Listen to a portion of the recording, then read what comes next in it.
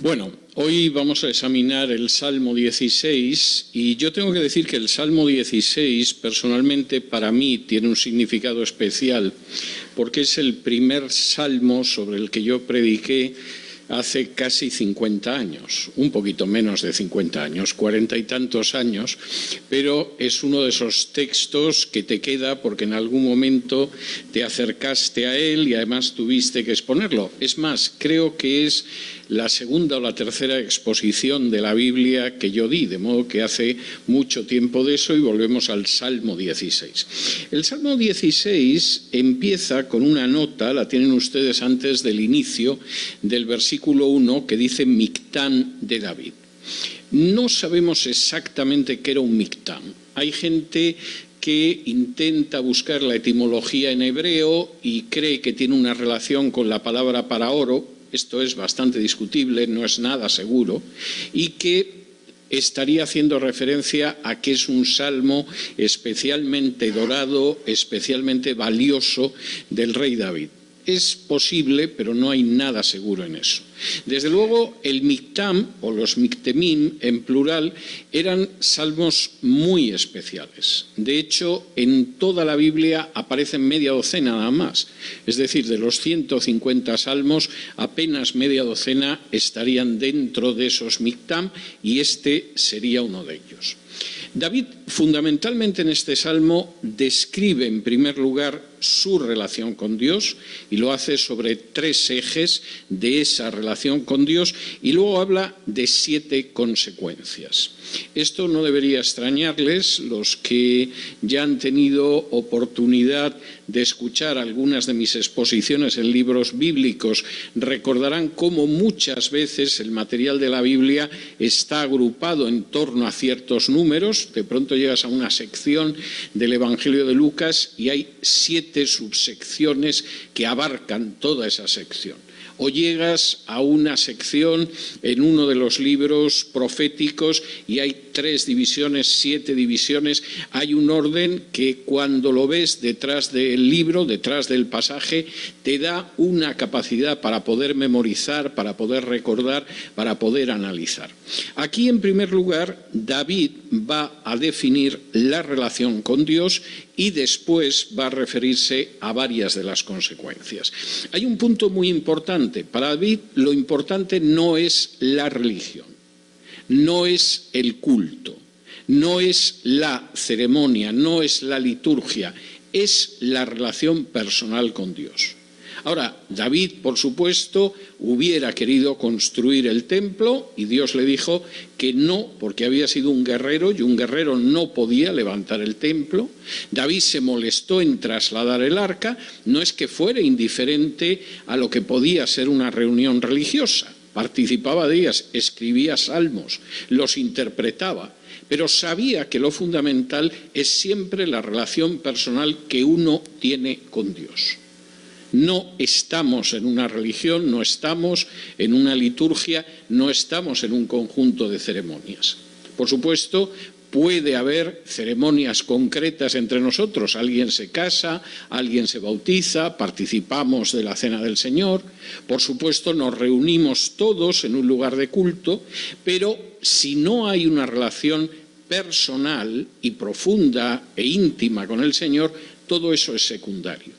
Es como la gente que va a misa los domingos o a la mezquita los viernes o a la sinagoga los sábados. No hay detrás de eso nada más que una religión, una práctica religiosa, pero no hay una relación con Dios. Y esto es muy importante.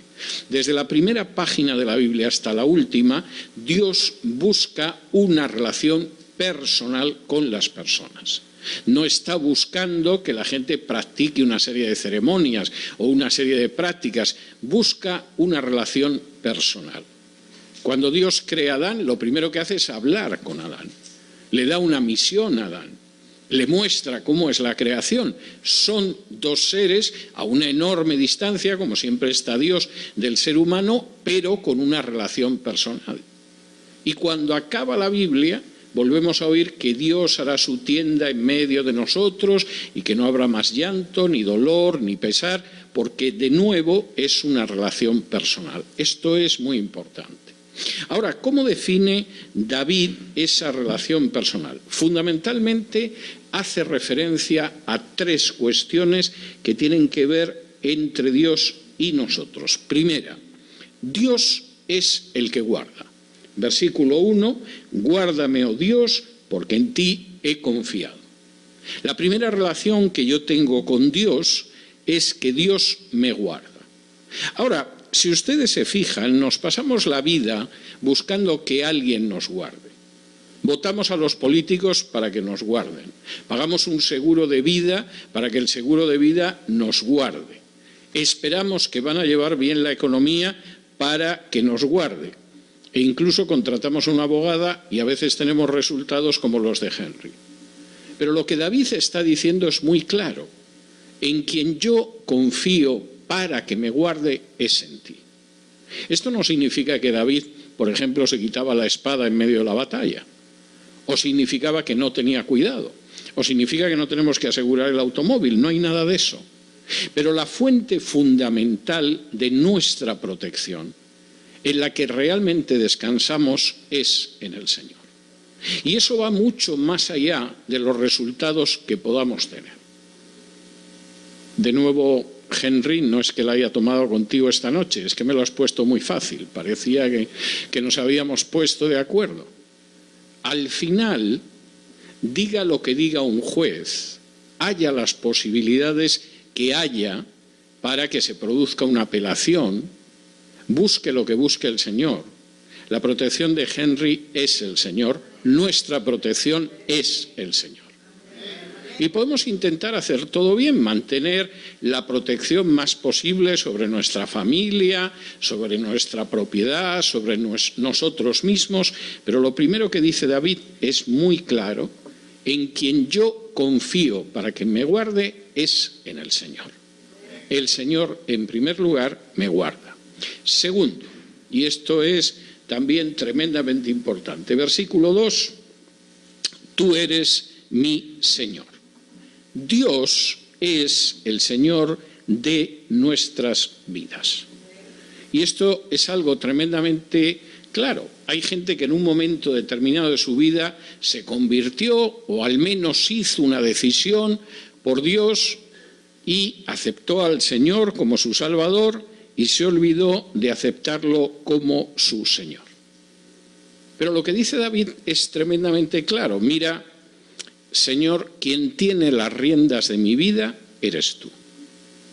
Quien realmente marca lo que va a ser mi vida eres tú. A quien me someto para todo lo que suceda en mi vida es a ti. ¿Por qué? Porque tú eres mi Señor. Y cuando Henry decía, no sé lo que voy a hacer porque tengo un año, quizá voy a apelar, quizá voy a volver, pero será lo que el Señor quiera, estaba expresando de manera práctica lo mismo que dice aquí David. Mira, yo confío en ti porque en la auténtica guardia que yo tengo, la auténtica protección en esta vida eres tú, pero además tú eres mi Señor.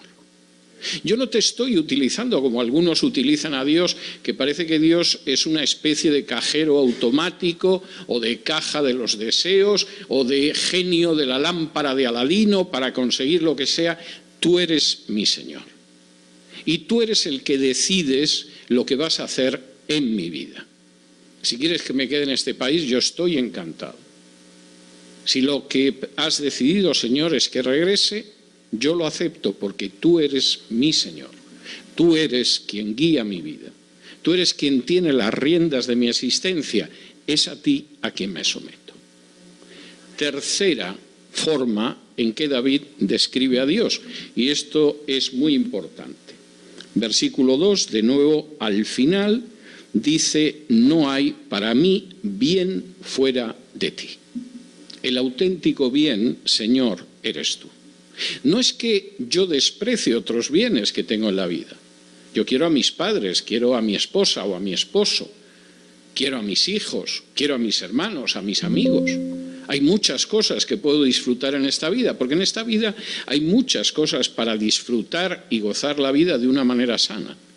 Pero yo sé que el auténtico bien lo único que merece ser calificado como bien, lo único que no pasa con el paso del tiempo, lo único que no se desgasta y desaparece, eres tú, Señor. Tú eres el único bien que yo tengo que no va a desaparecer jamás. Mis padres fallecerán en algún momento, los míos fallecieron hace años. Puede que el cónyuge que tengas quizá se adelante a ti antes de ir a la presencia del Señor. Los amigos también mueren. Yo, que tengo ya cierta edad, he ido viendo como algunos de mis compañeros del colegio, como dicen en México, ya les han cantado las golondrinas. Esa es la situación. Pero tú, Señor, sigues siendo mi único bien, porque tú eres el único que nunca desaparece, que nunca me decepciona, que nunca me defrauda, que nunca va a dejar de estar ahí cuando lo necesito. Y lo que David ha dicho en estos apenas 2 versículos es todo un tratado de teología.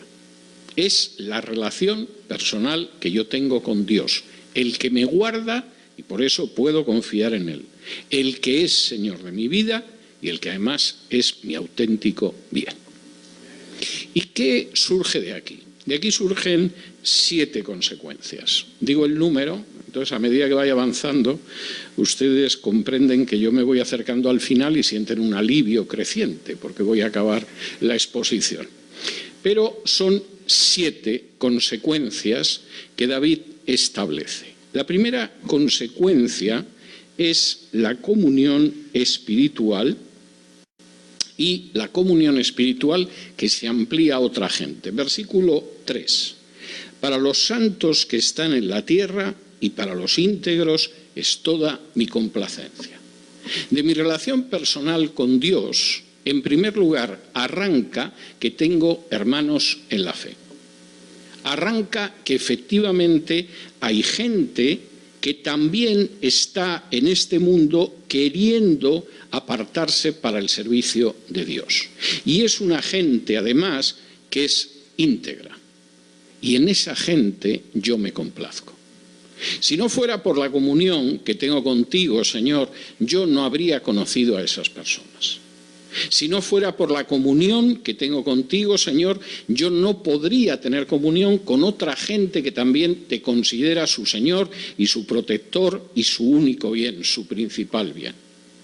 Una de las consecuencias de la conversión es que no decimos Padre mío, como solo puede decir Jesús, decimos Padre nuestro. Y no nos consideramos alguien aislado, sino que hablamos de que tenemos hermanos y que tenemos hermanas en la fe. Formamos parte de un pueblo de Dios que tiene a Dios como su Padre. Y esa es la primera consecuencia. Segunda consecuencia, y esta es tremendamente importante, aunque algunos no la aprecian tanto, la liberación de la idolatría. Versículo 4.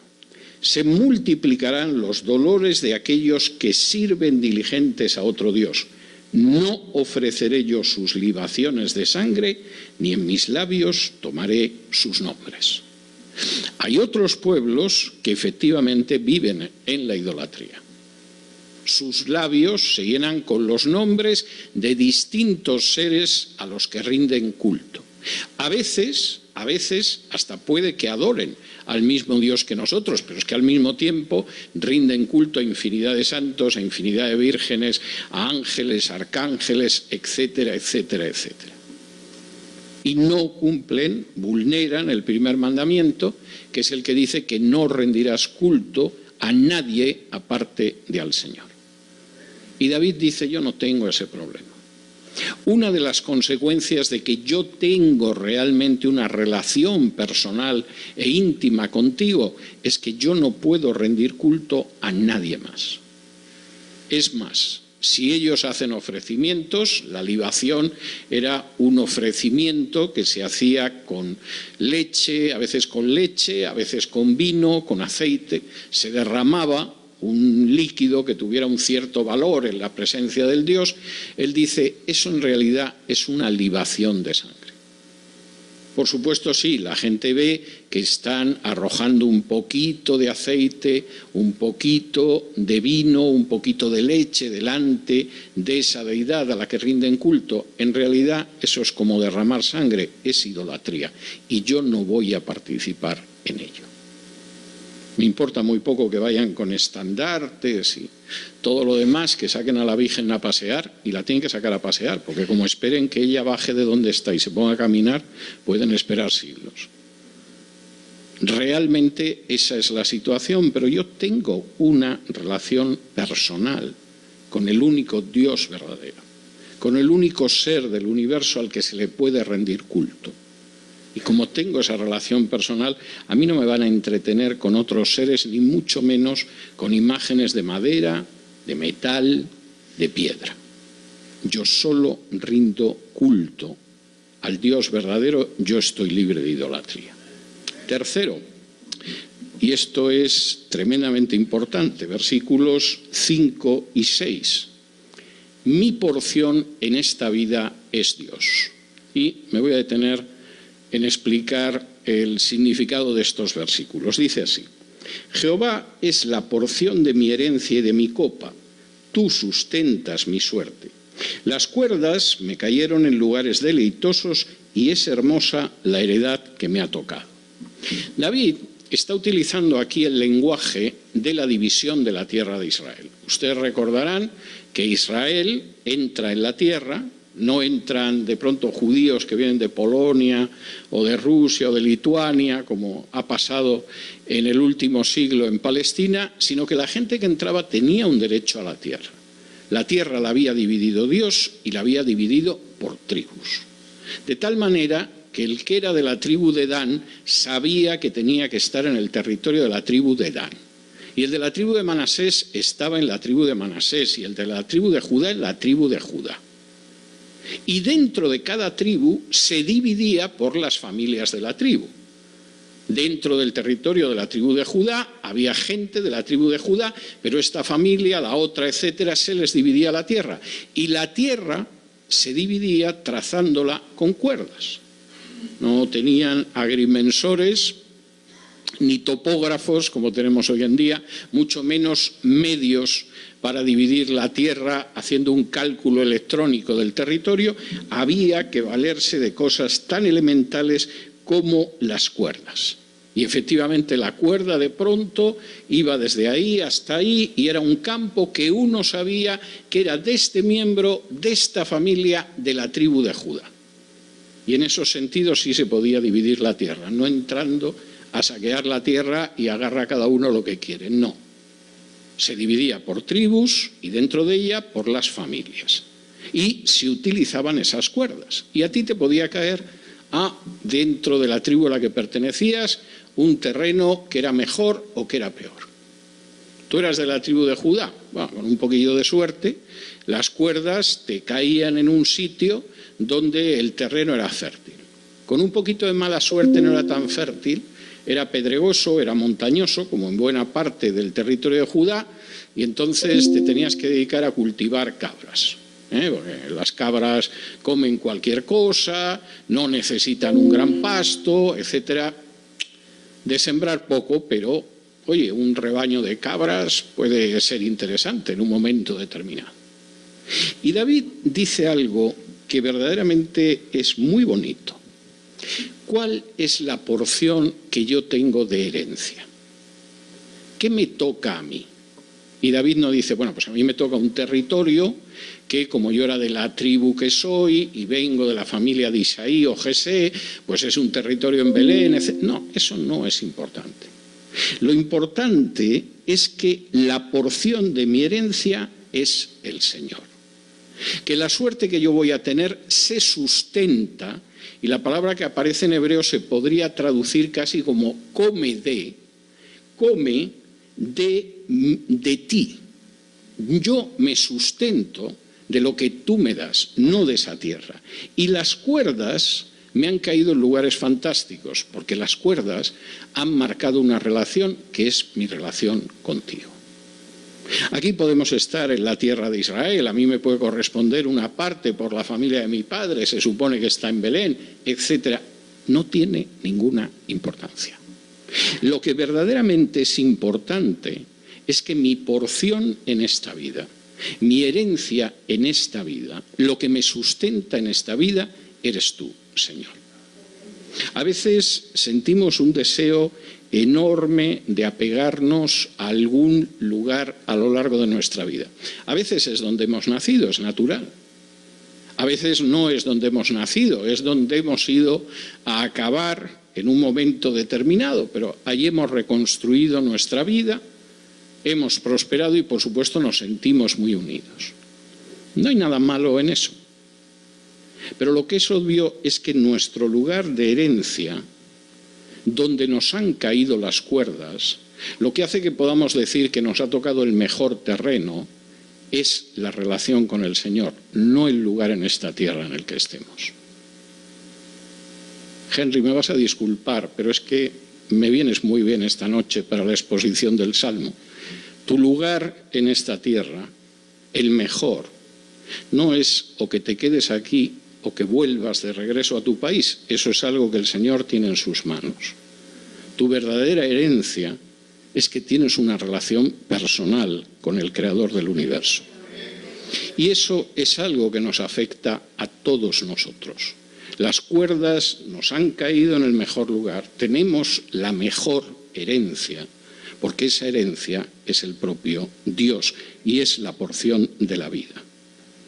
Cuarto, no solamente es que disfrutamos de comunión espiritual con otros, no solamente es que estamos libres de la idolatría, no solamente es que Dios es nuestra porción en esta vida, es que además Dios es el que nos aconseja. Y fíjense lo que dice el versículo 7. Bendeciré a Jehová que me aconseja, aún en las noches me enseña mi conciencia. Dios nos está aconsejando continuamente. Hay muchas veces en que pensamos que estamos hablándole a Dios y Dios no nos dice nada. Bueno, a veces, no diciéndonos nada, nos está diciendo mucho. Estamos insistiendo en querer algo que no está en su voluntad. No tiene por qué ser malo, simplemente no es su voluntad.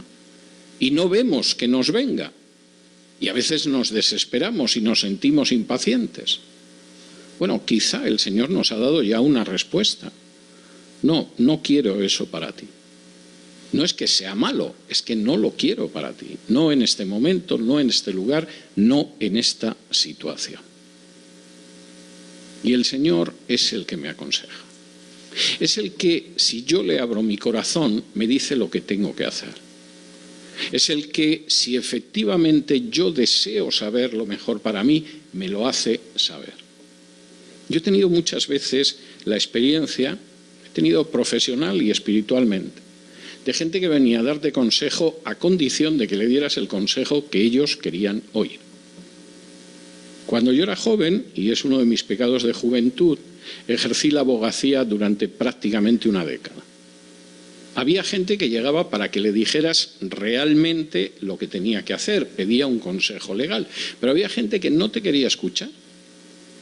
No quería oír lo que le decías porque era verdad, quería que le dieras la razón y había veces que tenías que decirle, lamentablemente, esto no va a salir adelante.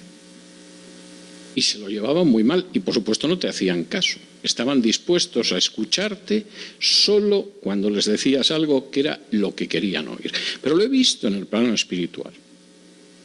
He visto en multitud de ocasiones personas que se acercan a pedirte un consejo espiritual y están dispuestos a escucharte en la medida en que sea lo mismo que desean. Y cuando de pronto tienes que decirle otra cosa, ya no les gusta tanto. Mire, creo que debería usted reconciliarse con ese hermano. Mire, creo que le está dando una importancia a eso que no la tiene. Olvídese de ello, no tiene ninguna importancia. Mire, creo que no le vendría mal respetar a gente a la que no le gustan las mismas cosas que a usted. Hay gente a la que yo quiero mucho, no les gustan las mismas cosas que a mí y eso no impide que tengamos comunión. Y la otra persona se lo toma muy mal porque no es lo que quiere oír. Acude a ti para que tú digas lo que quiere escuchar. En algunos casos hasta te proponen predicaciones en las que se diga lo que quieren oír, lo cual ya es el remate. Se supone que no vas a enseñar la palabra de Dios, tienes que enseñar lo que a mí me agrada escuchar. Y, por favor, esmérese y prepárese lo mejor posible para hacerlo. Pero lo que dice aquí David no es eso. A mí el que me aconseja es el Señor. Y me aconseja hasta de noche. Y a veces, y esta es una realidad que yo he vivido, incluso de noche le habla a mi conciencia. Muchos hemos tenido la experiencia de que de pronto en medio de la noche tienes un sueño donde de pronto ves cómo tienes que afrontar una situación. O en medio de la noche te despiertas y eso te sigue dando vueltas a la cabeza o al corazón. Y el Señor te muestra de pronto con una claridad tremenda, seguramente porque como estás medio dormido no te puedes enfrentar con ello, lo que tienes que hacer.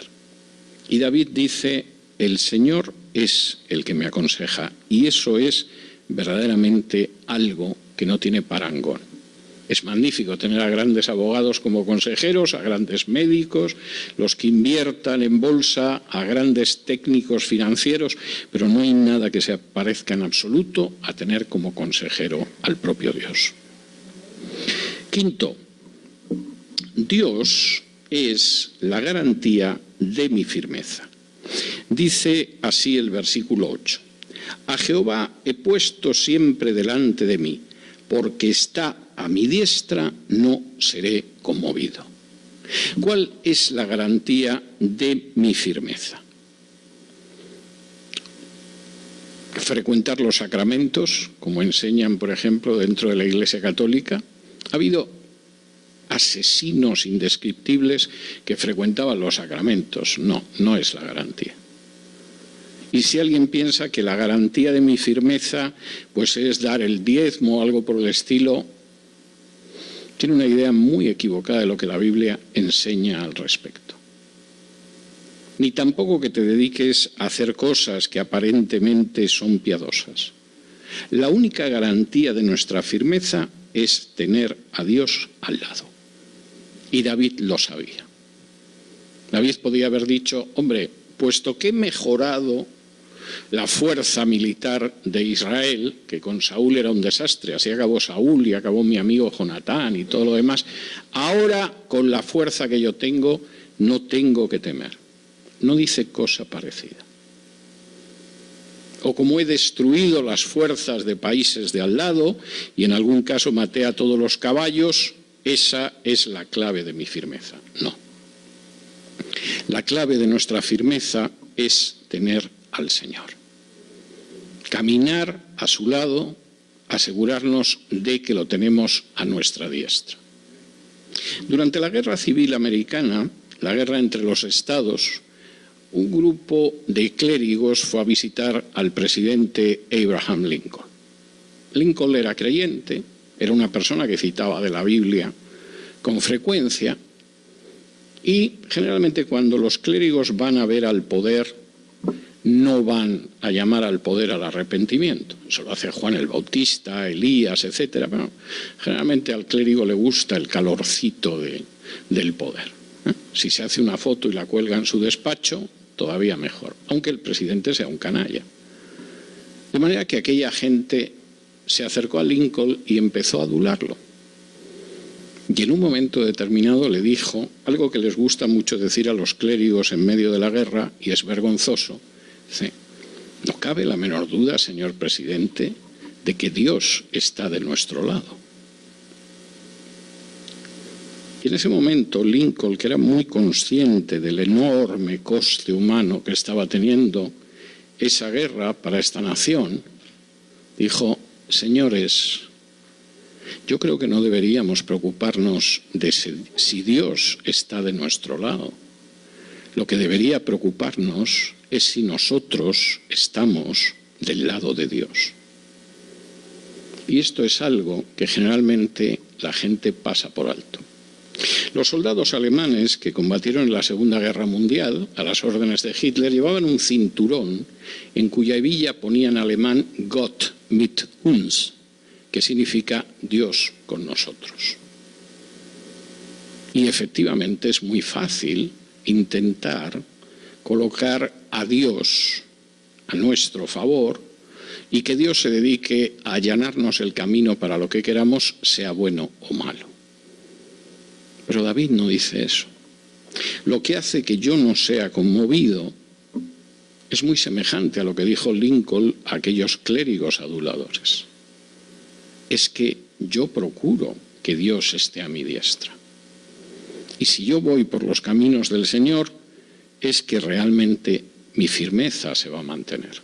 Y desgraciadamente en muchas ocasiones estamos deseando decir que Dios está con nosotros sin preguntarnos si nosotros realmente estamos con Dios. Estemos con Dios y estaremos firmes. Intentemos utilizar a Dios como se utiliza la llave de un automóvil y podemos llevarnos sorpresas muy amargas, como los alemanes en la Segunda Guerra Mundial. Sexto, Dios es la clave de mi alegría. Y esto es algo verdaderamente hermoso. Versículo 9, se alegró por tanto mi corazón y se gozó mi alma, mi carne también reposará confiadamente. Precisamente por todo lo anterior, porque tú eres quien eres, porque tengo una comunión espiritual con gente íntegra, porque no mancho mi alma con la idolatría, porque sé que lo más importante en mi vida, la suerte de mi vida, eres tú, porque tú me aconsejas, porque mi firmeza descansa en ti. Por eso, por todo lo anterior, es por lo que tengo gozo en mi alma y por lo que tengo alegría en mi corazón. Hay gente que piensa que la alegría es algo que se provoca. Y además, bueno, hasta cierto punto lo puedes provocar, ¿no?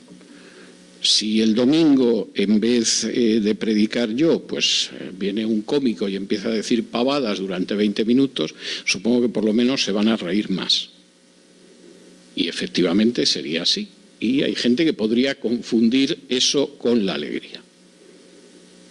Y, por supuesto, bueno, pues si Carlos este domingo decide conducir la alabanza de una manera que la gente se vaya excitando más, pues a lo mejor acabamos todos saltando y dando gritos y lo podemos confundir con la alegría. Pero lo único que sería es una manifestación de la capacidad que puede tener Carlos para llevarnos por donde quiere utilizando la música. La alegría es algo muy distinto y arranca de esa relación personal con Dios. Es lo que viene de cuando descubres que no estás solo, porque hay gente íntegra que adora al Señor igual. Es lo que descubres cuando ves que no tienes que hacer ciertas prácticas para estar cerca de Dios, porque Dios es lo más importante de tu vida. Es lo que descubres cuando ves que Dios te aconseja y utiliza su palabra o a otros hermanos o simplemente hasta sueños que puedas tener en la noche para sentir su consejo. Y es lo que sientes cuando ves que eres firme porque Él está a tu diestra. Y tú no lo manipulas diciendo que está a tu lado, no, tú te has colocado al lado suyo. Y lo que viene es la alegría. Séptimo, y esto es tremendamente importante, y mis estudiantes de Eclesiastés con seguridad lo recordarán. Dios es la clave de mi vida eterna, de que mi vida no termina aquí. Dice el versículo 10, porque no dejarás mi alma en el Seol, ni permitirás que tu santo vea corrupción. Más tarde o más temprano, todos nos vamos a morir.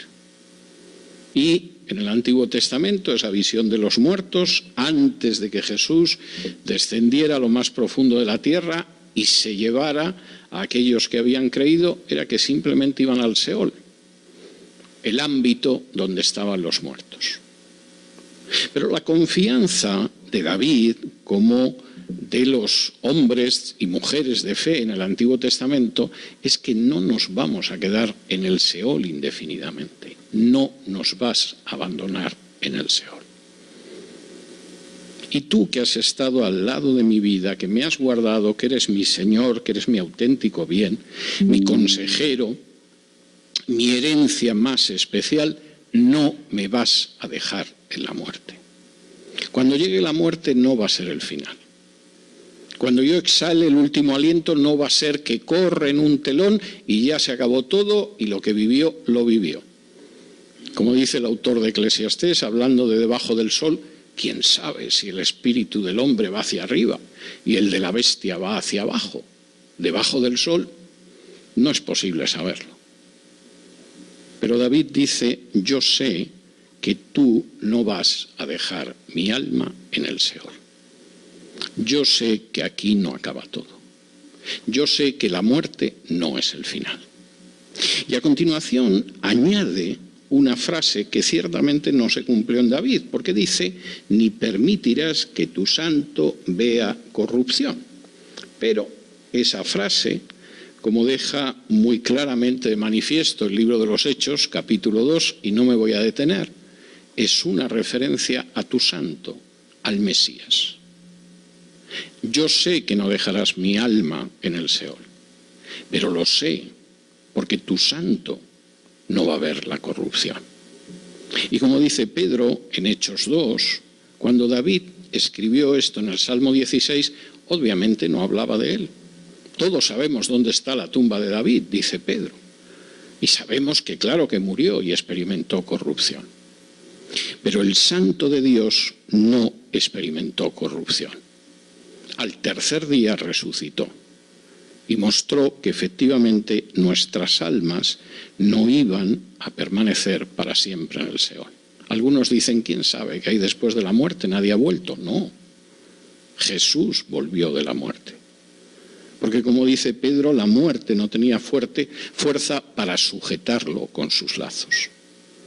Y David, después de este salmo en el que habla de su experiencia personal, de pronto por un momento, por medio versículo, nos proyecta hacia el futuro y nos dice al final que esto no solo es su experiencia personal, que esto puede ser la experiencia de todos nosotros y que puede serlo porque un día el santo enviado por Dios, que morirá, sin embargo, no verá la corrupción, resucitará antes de que su cuerpo se corrompa, como sucedió con Jesús.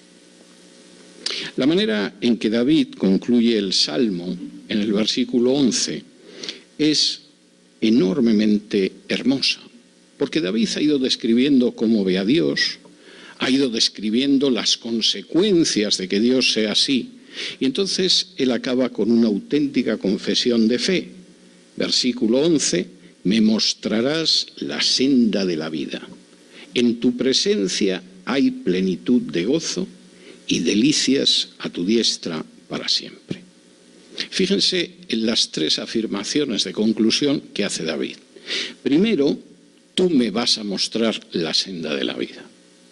Los años que me queden en este mundo, sean muchos o pocos, sean en una condición o en otra, pasen con unas circunstancias u otras, la senda para caminar en ellos me la vas a mostrar tú.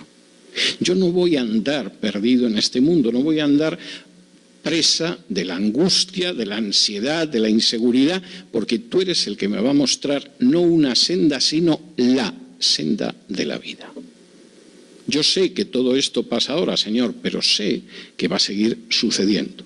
Segundo, sé que mientras esté en tu presencia, ahí encontraré la plenitud de gozo, la llenura de la alegría. Eso solo se da en tu presencia.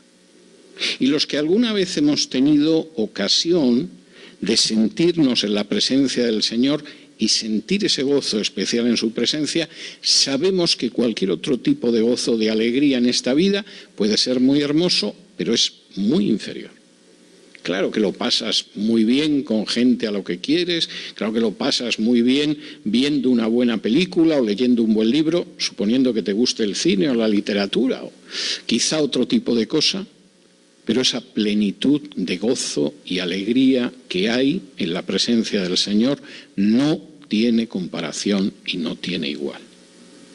Y los que hemos experimentado esa situación lo sabemos. Sabemos que incluso, aunque haya muchas cosas que nos gusten, que disfrutemos, que nos hayan agradado, palidecen totalmente cuando uno lo compara con el hecho de estar delante de la presencia de Dios. Y lo último, y fíjense que esto es muy importante, no solamente tenemos la garantía de que nos va a mostrar la senda que tenemos que seguir en esta vida, no solamente tenemos la certeza de que en su presencia existe la plenitud del gozo, además tenemos la certeza de que un día disfrutaremos de delicias a su diestra para siempre. Es hermoso el término. No habla de que lo pasaremos bien o vamos a disfrutar mucho, lo define como delicias, como un placer, un disfrute, algo bueno de manera extrema. Y eso un día estaremos a tu diestra y lo disfrutaremos. Y no solo lo disfrutaremos por un momento breve, como puede suceder ahora mismo en este mundo, quizá por unos minutos, unas horas, no. Tendremos ese disfrute para siempre. Es un salmo hermoso, ciertamente. Vamos a darle gracias al Señor por él. Padre nuestro, te damos muchas gracias porque tú eres el que protege nuestra existencia, porque tú eres el Señor de nuestras vidas, porque tú, Señor, no haces más que bendecirnos. Te damos muchas gracias por los hermanos con los que tenemos comunión. Te damos muchísimas gracias, Señor, porque delante de ti hay gozo. Te damos gracias porque tú nos aconsejas incluso durante la noche e incluso durante el sueño. Te damos gracias, Señor, porque también eres tú quien nos muestras la senda de la vida y quien nos bendices con tu cercanía. Y también te damos gracias, porque gracias a Jesús, cuyo cuerpo no conoció jamás la corrupción, un día estaremos a tu diestra para siempre, disfrutando de las delicias que tú nos tienes preparadas. Y te damos gracias por todo ello en el nombre de Jesús. Amén.